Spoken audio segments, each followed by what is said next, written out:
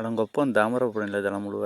வணக்கம் நண்பர்களே. இந்த போகிறார் பாருங்க என் ஓனரு, சரியான ஆளுங்க. என்ன பண்ணாருங்களா, சாப்பிட்டு முடிச்சதையோட வண்டி எடுத்து விட்டுருந்தாருங்க. நம்ம எதுக்கு போகிறாருன்ட்ருக்கேன்.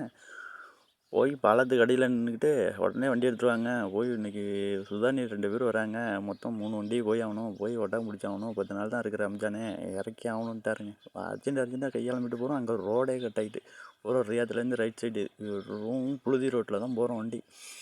போனோம்னா அவன் கொண்டை வச்சுருக்கானு போகிறேங்க. செட்டு கொண்டை நட்டு காட்டில் வச்சுருக்கானு.